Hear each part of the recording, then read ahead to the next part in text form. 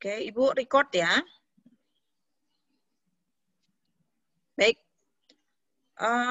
Kita kali ini akan belajar tentang organisasi kehidupan, ya. Anak-anak Ibu semua. Apa saja sih, Bu, organisasi kehidupan itu? Yang pertama nanti kita akan belajar yang paling kecil, yaitu tentang sel. Sel itu adalah bagian makhluk hidup yang paling kecil, ya. Itu adalah sel. Kemudian kita akan masuk belajar ke jaringan. Jaringan itu apa, Bu? Jaringan itu adalah kumpulan sel-sel yang mempunyai fungsi yang sama. Itu namanya jaringan. Contohnya adalah jaringan xilem, floem, epidermis, ya. Jaringan syaraf, kalau di kalian itu jaringan. Kemudian ada juga yang namanya organ. Organ apa, Bu? Organ adalah kumpulan jaringan-jaringan yang mempunyai fungsi yang sama juga. Contohnya jantungmu. Terus susun atas apa? Sel-sel jantung, ada jaringan-jaringannya, sehingga menyusun organ jantung. Paru-paru dan juga lain sebagainya.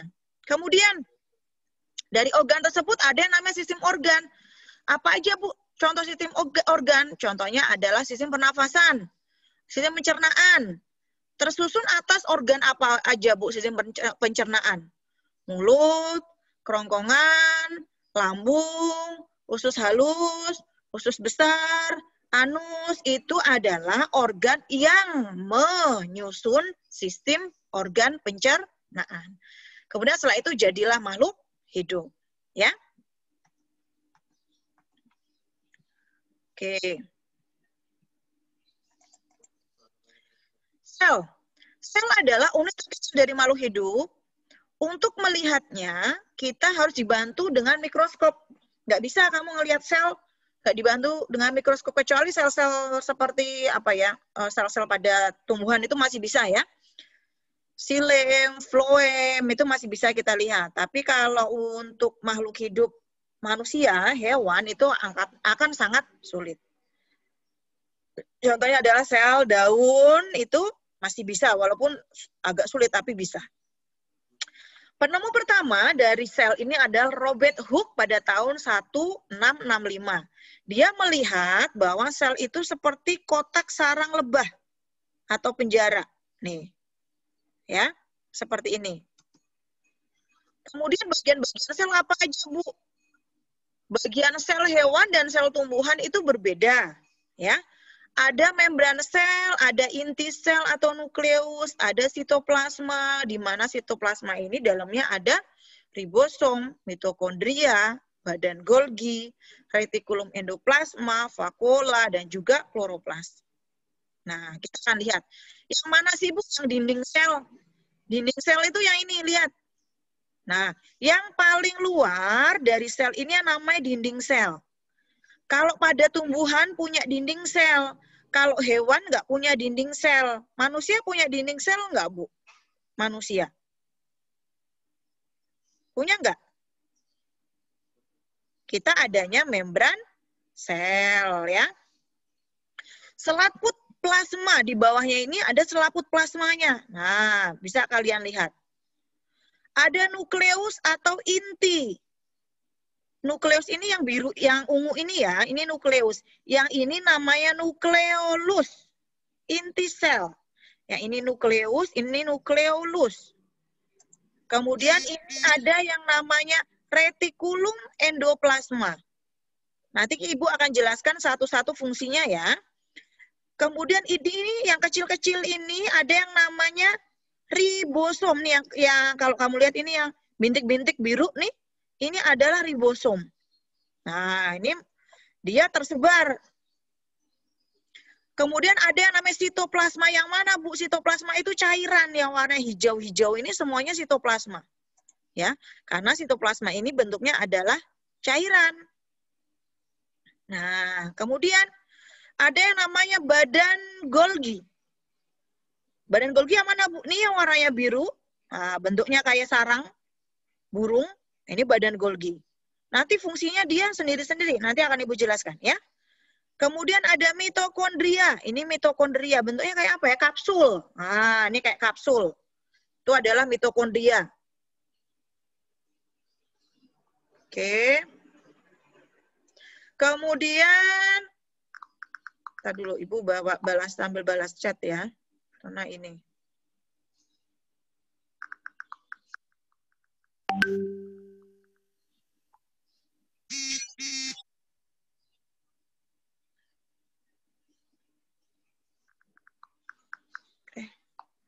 Tadi dulu sebentar ya, Nak ya.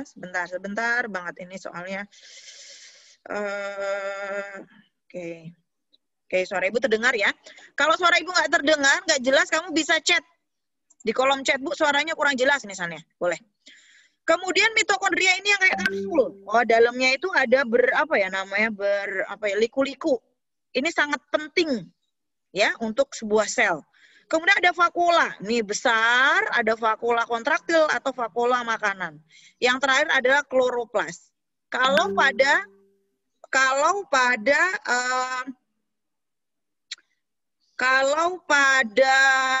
hewan itu nggak punya. Kamu misalnya punya nggak Bu kloroplas? Nggak punya. Tapi kalau pada tumbuhan punya. Ini adalah sel tumbuhan yang kamu sedang lihat ini ya. Ini adalah sel tumbuhan seperti ini. Nah, sekarang Ibu akan gimana?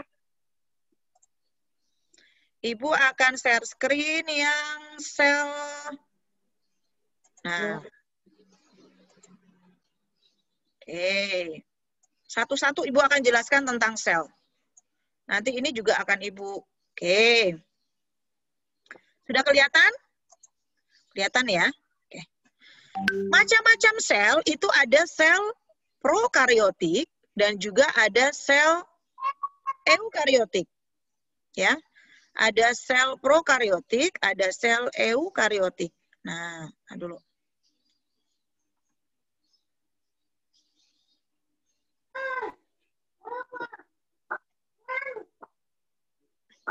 Nah, kalau prokariotik itu adalah sel yang nggak punya membran inti sel. Kalau eukariotik adalah sel yang mempunyai membran inti sel, ya.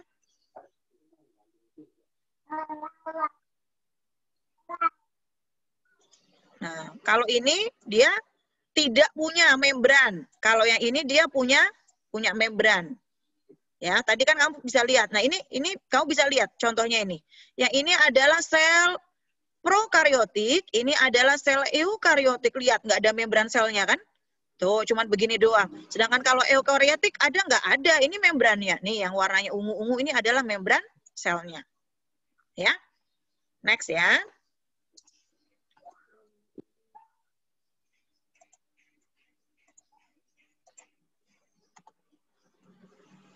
Nah, kita akan lihat sel tumbuhan.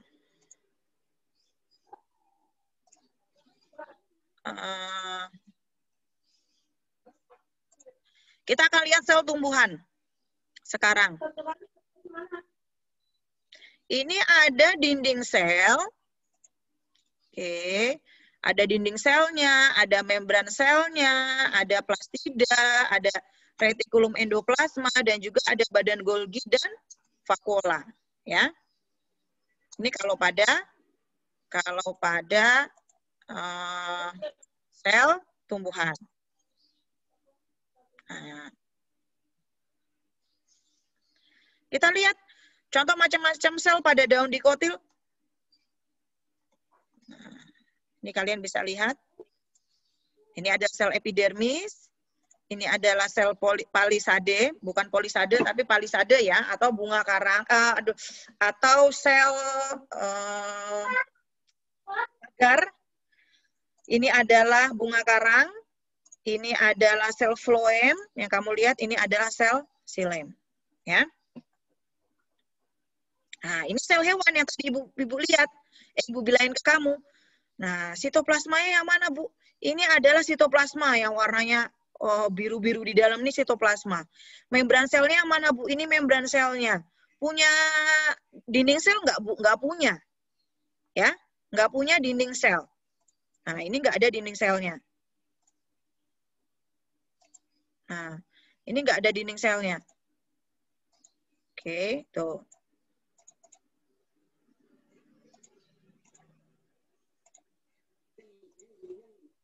Nah, ini nggak ada dinding selnya. Nukleusnya punya nggak? Punya. Ini nukleusnya. Nah, lihat. Tadi kan kamu udah lihat, ini nukleusnya. Badan Golginya ada tuh badan Golginya. Retikulum endoplasmanya ada nih yang kecil-kecil ini, nih. Nah, ini adalah, oke, retikulum endoplasmanya. Mitokondrianya ada, ini mitokondria. Nah, yang kayak kapsul nih mitokondria. Ribosomnya ada, yang kecil-kecil itu adalah ribosomnya, ya. Ini pada sel tumbuhan. Oke. Sel hewan maksud Ibu.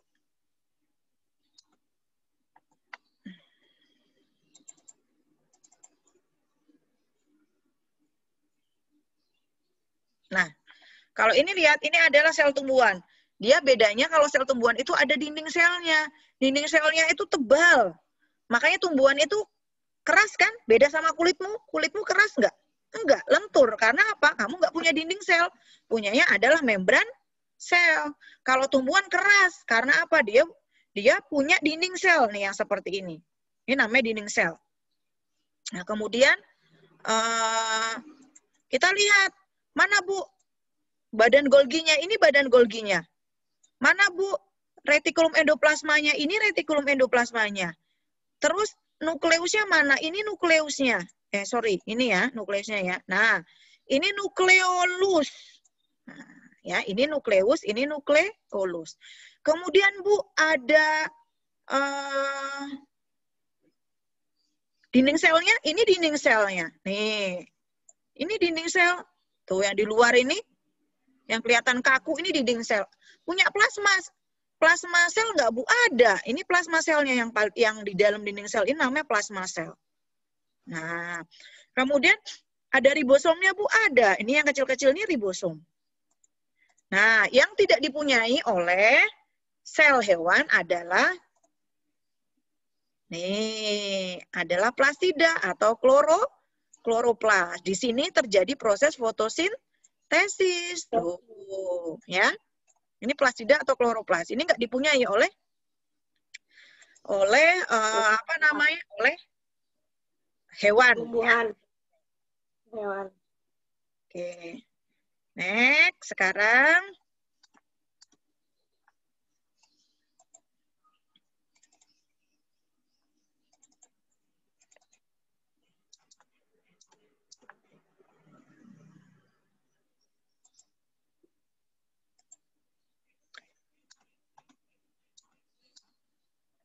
kenapa ini Ibu nih? Nah, kita lihat. Oke. Apa gunanya membran sel, Bu? Membran sel itu gunanya adalah melindungi sel dan mengontrol transport zat. Ya. Kalau nggak ada membran sel gimana? Ya gampang, selnya gampang robek. Kalau robek, berarti badaleman ini semuanya keluar dong. Ya kan? Makanya dikasih membran sel. Baik sel tumbuhan dan sel hewan, dua-duanya mempunyai membran sel. Ya. Sitoplasma adalah substansi sel gel dalam sel tempat keberadaan organel-organel. Jadi di sini ini kamu kayak apa ya modelnya ya? Jadi sel itu dalamnya itu cair, kemudian ada kayak ini nih. Ada macam-macamnya ini, ada ribosom, nukleus. Jadi mereka ngambang. Nah, makanya sitoplasma itu adalah substansi gel. Jadi kayak gel di dalam suatu tempat. Di dalam suatu tempat, terus ada isi apa sitoplasmanya itu, kemudian itu kayak ribosom sama semuanya itu ngambang di situ. Nah, ya, kamu bayanginnya seperti itu ya. Kemudian ada namanya lisosom. Ini lisosom. Nih. Lisosom gunanya buat apa, Bu? Lisosom itu gunanya adalah untuk mencerna makanan untuk kebutuhan sel. Harus ada lisosomnya, ya. Kalau nggak ada lisosomnya bahaya. Nah, kemudian ada vakula atau kita sebutnya vakula kontraktil ya. Yang mana Bu vakula? Nih gede banget. Kalau pada tumbuhan vakulanya besar sekali. Kalau pada hewan vakulanya kecil. Perhatikan baik-baik. Nih biru kecil ya. Kecil ya. Tuh. Kalau ini pada tumbuhan besar. Kemudian sentrosom ada nggak Bu? Ada. Sentrosom itu penting dalam replikasi sel. Yang mana sentrosom Bu? Nih. Biasanya dia deket sama inti sel. Di sini, nih sentrosom. Ini gunanya nanti untuk membelah. Ya, selnya membelah. Kan kamu udah belajar sama Ibu kan? Mitosis, meiosis. Nah, ini untuk membelah. Sentrosomnya. Kemudian,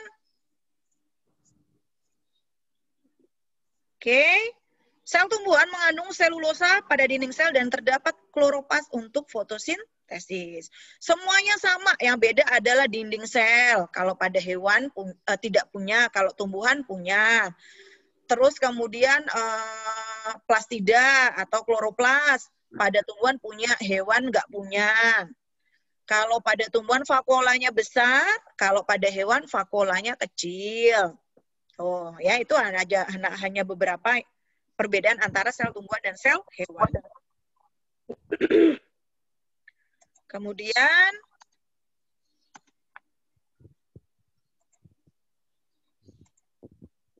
ya. Baik ya.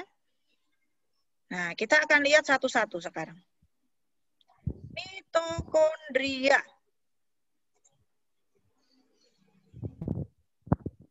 Yang tadi Ibu bilang kayak apa? Tadi Ibu bilangnya kayak apa tadi Ibu bilangnya? Kalau Ibu bilang sih sebetulnya kayak kacang gitu loh. Tapi dia dalamnya itu ada apa nih? Ada jalan kayak berliku-liku ini. Ini adalah ini penting di dalam sel, ya, baik sel hewan maupun sel tumbuhan. Nih lihat ya, itu seperti itu gambarnya sebetulnya. Nah, gunanya buat apa, Bu? Gunanya adalah untuk respirasi sel, untuk menghasilkan energi, untuk mengubah glukosa menjadi ATP atau apa ya namanya, atau ATP itu energi, tenaga ya untuk energi sel. Tersusun atas 2 lapis yaitu membran dalam dan membran luar. Yang mana Bu membran dalamnya? Ini membran dalam nih, ada lekukan-lekukan. Membran luarnya yang mana Bu? Nih membran luarnya warnanya coklat ini adalah membran luar. Ini kita sebut dengan matriks. Ya. Nah, ini mitokondria. Untuk respirasi sel. Jadi sel itu butuh napas kan? Nah, napasnya pakai ini, mitokondria. Ya. Terus nukleus. Gunanya buat apa, Bu? Nukleus isinya adalah nukleolus di dalamnya. Nukleus sebagai pusat pengontrol aktivitas sel. Jadi sel itu semuanya aktivitasnya ada di nukleus. Paling gampang kalau mau matiin sel adalah, caranya adalah nukleusnya dikeluarin dari sitoplasma. Pasti selnya mati. Ya, karena apa? Kontrol aktivitas sel itu ada di nukleus. Nah, kromosom dibentuk dari benang kromatin. Kemudian DNA membentuk bahan kromatin dan nuklir membran nuklirnya melindungi nukleus. Nukleolus menstimulus RNA untuk melakukan sintesa protein. Ya, jadi ini di nukleolus ya. Nah, retikulum endoplasma. Retikulum endoplasma dengan ribosom kita sebut dengan R endoplasma kasar. Tapi kalau retikulum endoplasma nggak pakai ribosom, kita sebutnya adalah retikulum endoplasma halus. Yang mana ribosom, yang mana retikulum endoplasma, Bu? Retikulum endoplasma tuh iniannya loh, lekukan-lekukan retikulum endoplasma. Ribosom itu adalah titik-titik kecil, ini namanya ribosom. Nah, ya. Kalau retikulum endoplasma ada ribosomnya, kita sebut dengan retikulum endoplasma kasar. Kalau retikulum endoplasma tanpa ribosom, disebut dengan retikulum endoplasma halus. Ya. Ini adalah 3 dimensinya dari retikulum endoplasma ya. Kita lihat. Tuh. Ini ribosom kecil-kecil. Ini adalah R yang kasar, ini yang halus yang kasar. Nah. Dari tadi Ibu ngomongin ribosom, apa sih Bu gunanya ribosom? Ribosom adalah bagian dari sel yang berfungsi untuk membentuk protein. Ya, ribosom membentuk protein di retikulum endoplasma yang kasar. Nah, ribosomnya mana Bu? Ini ribosomnya. Nah, Ya, jadi dia ribosom itu nempel di RE. Di situ dia akan membentuk protein. Protein, semua protein. Nanti di kamu di SMA akan dijelasin apa aja Bu protein yang dibentuk oleh ribosom. Ya, protein ini gunanya buat apa Bu? Gunanya adalah untuk proses metabolisme tubuh. Ya, proses metabolisme tubuh. Nah, ini nggak usah Ibu jelasin. Intinya kamu tahu prosesnya, fungsinya ribosom. Sekarang aparatus Golgi atau Golgi aparatus atau kita sebut dengan aparatus Golgi. Yang mana sih Bu aparatus Golgi itu? Nah, kita lihat fungsinya untuk apa sih Bu? Fungsinya aparatus Golgi itu adalah untuk ini loh ya Nak. Aparatus Golgi itu yang ini. Bentuknya hampir mirip kayak retikulum endoplasma. Tapi dia itu jadi dia itu apa ya? Jauh dari nukleus. Kalau RE itu dekat-dekat nukleus, tapi kalau retikulum aparatus Golgi itu dia jauh dari nukleus. Tempat menampung hasil sintesa protein kan tadi dibuatnya sama apa? Sintesa protein ribosom ya. Ribosom yang nempel di retikulum endoplasma kasar akan menghasilkan protein ditampung oleh aparatus Golgi. Ya. Kemudian aparatus Golgi juga tempat mentransfer protein keluar dari sel. Jadi selnya keluar, ya, kemudian ditampung dalam vehikel. Nah, ini gunanya aparatus Golgi. Kemudian, nah ini ya, ini lihat aparatus Golgi itu kayak gini, hampir mirip-mirip kayak retikulum, tapi retikulum kan lebih dekat ke mana namanya ke nukleus. Nah, sekarang membran sel, Bu. Ini gunanya buat apa? Membran sel. Virus, sekarang kan lagi virus corona kan, Nak, ya? Nah, virus itu juga punya membran sel. Cuman kalau virus itu, kenapa virus itu susah dimatikan? Karena virus itu kita bilang adalah setengah benda hidup, setengah benda mati. Kenapa, Nak? Kalau si virus ini keluar dari inang atau keluar dari makhluk hidup, dia langsung akan menjadi benda mati, mengkristal namanya. Kristal udah mati dah pokoknya. Tapi kalau ternyata kehirup kita, nah masuk di virusnya ke kita, dia akan berubah lagi jadi makhluk hidup. Itu sebabnya kenapa virus hanya bisa dimatikan atau tidak dimatikan, hanya bisa dikeluarkan dari tubuh kita pada saat tubuh kita mempunyai daya tahan tubuh yang baik. Kalau enggak susah. Itu sebabnya kenapa kalau kalian kena flu, itu ke dokter dikasih obat flu, Bu. Bukan obat flu. Tetapi dikasih apa? Vitamin, ya, kemudian dikasih antibiotik. Antibiotik pun sebenarnya tidak membunuh si virus. Antibiotik efektif untuk membunuh bakteri, tapi tidak untuk virus, ya. Virus itu hanya bisa keluar dari tubuh kita oleh siapa? Oleh daya tahan tubuh. Makanya olahraga, istirahat teratur, kemudian makan makanan yang bergizi, itu adalah cara untuk meningkatkan imun atau daya tahan tubuhmu. Kalau daya tahan tubuhmu baik, otomatis virus tuh nggak akan masuk ke tubuhmu, nggak akan bisa. Ya, karena tubuhmu akan memblok. Jadi tubuhmu itu banyak tentaranya di dalam. Kalau ada yang asing-asing, kayak virus dan lainnya, dia langsung blok. Nggak boleh masuk. Tapi kalau pertahanan tubuhmu lemah, ya kamu mudah dimasuki oleh virus. Ya. Nah, ini membran sel, misalnya di bakteri ya, gimana sih caranya untuk mematikan bakteri? Karena kalau bakteri bisa dimatikan. Biasanya kita pakai antibiotik. Antibiotik gimana caranya kerjanya, Bu? Cara kerjanya adalah dengan merobek nih. Membran selnya dirobek sama antibiotik. Otomatis apa? Otomatis keluar isi selnya. Apa sih kalau kamu ngomongnya apa? Di dalam nih inti sel. Membran selnya dipecah. Akhirnya ini semua yang ada di sel keluar kan? Otomatis bakterinya mati nggak? Mati. Nah, ini membran sel. Pertahanan pertama pada sel itu adalah membran sel. Sel apapun, ya. Kalau membran selnya rusak, udah pasti selnya mati. Karena apa? Karena bagian yang ada di dalamnya keluar. Nukleusnya, badan Golginya, ribosomnya, ya udah kalau udah kayak begitu mah otomatis pasti selnya mati. Nah, lihat membran selnya tuh ada apa aja, Bu? Ada protein membran sel, ya.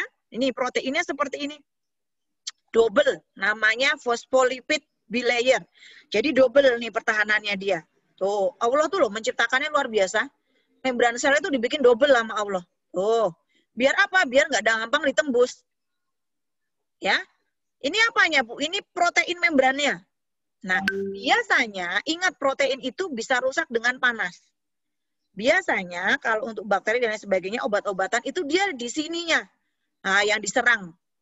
Menyerang membran sel dari bakteri itu di sini. Di proteinnya. Proteinnya dikasih panas atau dikasih sesuatu yang bikin dia mencair, meleleh, ya sudahlah. Ini kosong akhirnya. Akhirnya semuanya keluar, udah. Nah, ini kalau dilihat kayak begini ya. Tuh. Ini pertahanannya. Tuh. Namanya kita sebut dengan phospholipid bilayer. Kemudian, ini membran sel. Sudah. Nah, ini kalau dilihat, ini seperti ini. Nah, ini kalau dia seperti ini ya. Tuh. Oke. Baik, itu adalah bagian-bagian dari sel. Nanti PowerPoint-nya akan Ibu kirimkan di Google Form, Google Classroom-mu. Kemudian nanti buka di Google Classroom-mu ada sedikit latihan ya, paling biasalah Ibu mah ngasihnya 5 atau 10 latihan. Boleh kamu kerjakan, harus kamu kerjakan, bukan boleh. Sebagai introduction untuk pembelajaran membran sel. Ya, baik. Ibu akan stop share. Oke.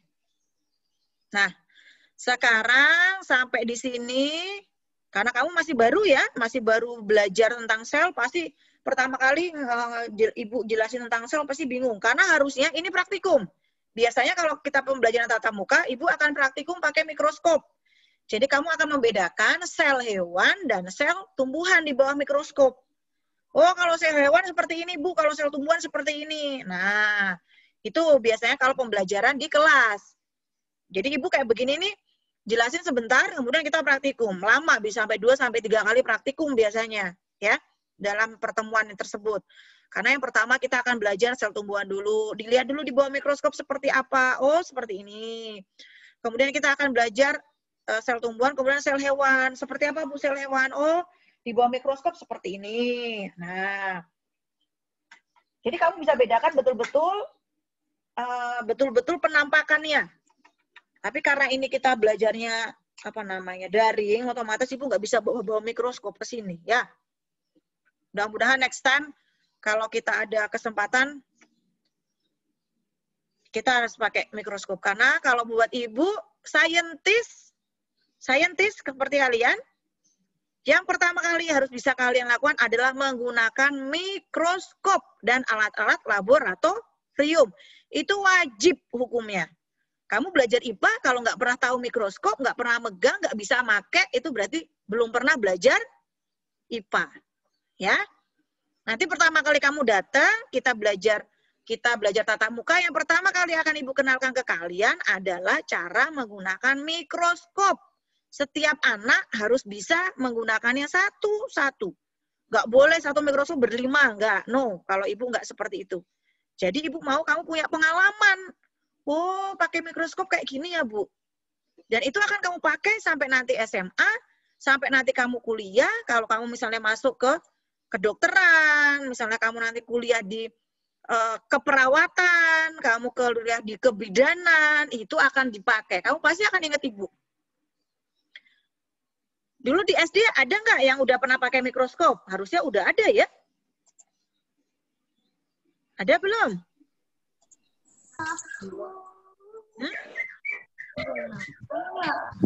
Siapa yang dulu di sekolah di SD udah pernah menggunakan mikroskop? Ada? Belum. Ibu buka nih anunya, Ibu unmute semua, kamu bisa jawab. Belum, Bu. Belum pernah. Oke. Baik, jadi nanti kalian berdoa ya agar bisa segera tatap muka. Sehingga kalian bisa mengeksplor yang ada di lab. Ya, di lab kita itu banyak macam-macam bisa buat kalian praktikum dan itu menyenangkan. Ya. Jadi kalian belajar. Ini walaupun ibu unmute, tapi jangan berisik-berisik ya. Itu siapa itu yang berisik-berisik? Ya. Oke. Seperti itu. Baik ya. Sampai sini ada yang bertanya tidak? Boleh raise hand. Angkat tanganmu yang mau bertanya. Mana yang mau bertanya? Ayo, angkat tanganmu. Saya. Mana tadi yang bilang saya? Tadi mana? Hah? Angkat tangan yang mau bertanya. Ayo. Mana tadi Ibu dengar loh ada yang saya. Tadi siapa tadi? Yuk. Tanya yang mau kamu tanyakan. Tadi Ibu udah jelaskan sebentar. Kalau kamu masih belum paham, pasti belum paham. Kalau kamu udah paham, Ibu malah tersinggung malahan. Masa cuma 15 menit Ibu jelasin kamu udah langsung paham? Ya. Pasti nggak paham. Makanya kamu harus baca lagi nanti PowerPoint yang Ibu kasih. Kamu harus lihat lagi nanti kalau Ibu udah sempat bikin video yang Ibu bikin. Ya. Baca lagi bukunya, buku apa namanya BSE-nya dibaca lagi di situ kamu bisa apa ya? Bisa tahu lebih lanjut. Oh, kalau sel itu seperti itu, kalau sel ini seperti ini. Nah, ya.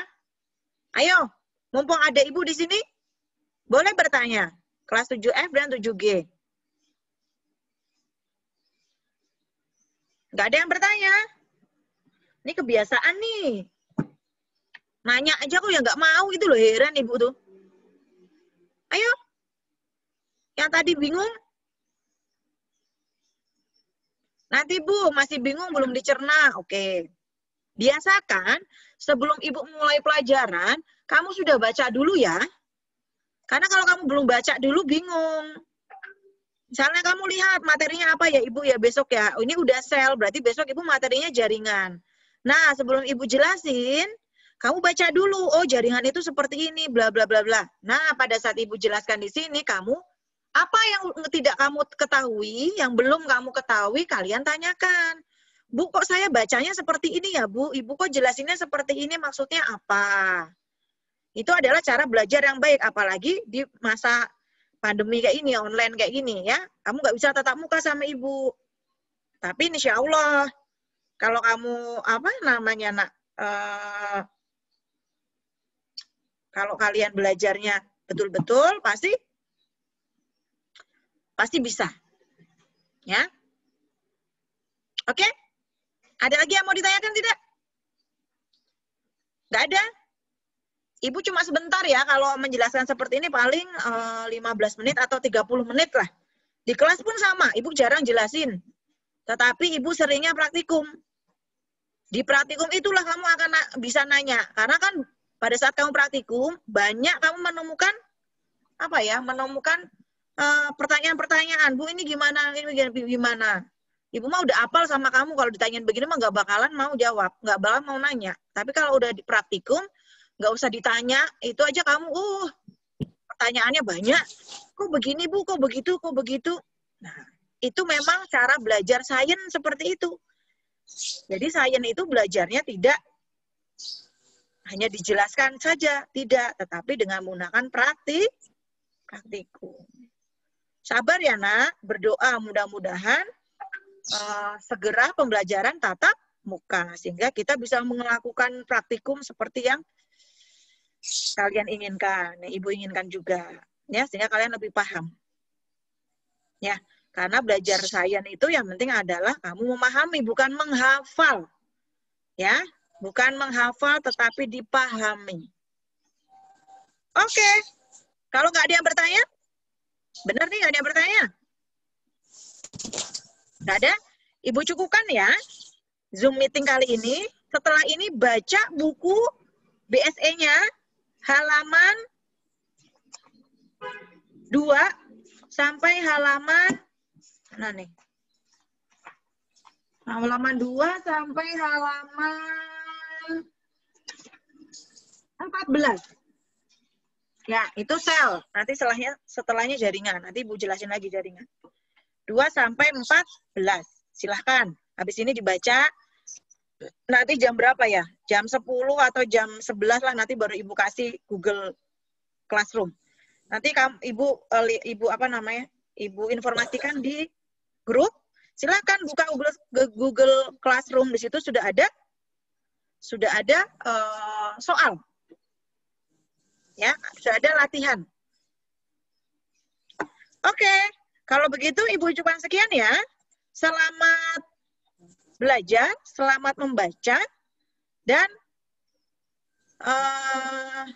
selamat memahami ya pelajaran IPA.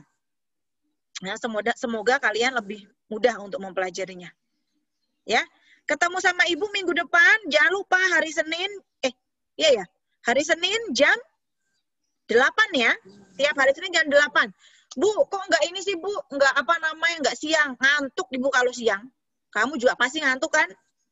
Nah, lebih baik kita belajar di pagi hari. Nanti enggak apa-apa yang lainnya, kamu siang enggak apa-apa. Tapi kalau untuk IPA tuh selalu pagi karena apa? Agak berat materinya sehingga kalian bisa mengikuti dengan baik, enggak ngantuk. Jangan lupa, tadi dulu ya, Ibu foto dulu ya. Jangan lupa selalu pakai seragam sekolah. Yang udah punya seragam, pakai seragam sekolah. Yang belum punya gimana, Bu? Yang belum punya ya nggak apa-apa. Tapi yang sudah punya dipakai seragam sekolahnya. Hari Senin jangan lupa dipakai. Kamu nggak pakai dasi ya, pada ya? Nih, Fadli bagus nih pakai dasi. Fadlan juga pakai dasi. Ganteng nih. Fatin pakai dasi. Herlanda pakai dasi. Ganteng, yang nggak ganteng nih siapa nih? Yang nggak ganteng, Denis. Denis nggak ganteng, Raska nggak ganteng, nih nggak pakai dasi. Ya, terus siapa lagi nih yang nggak pakai dasi? Kemudian yang lainnya yang masih off video, minggu depan nggak ada yang off video. Ya, semuanya open video. Ibu nggak mau ngomong, tapi di sini ruangnya kosong. Ya, oke.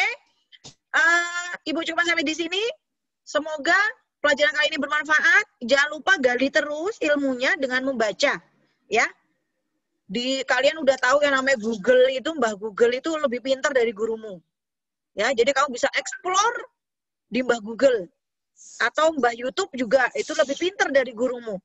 Ya, kamu bisa explore juga di situ. Nanti kalau ada yang nggak bisa, boleh tanyakan ke Ibu lewat chat. Ya.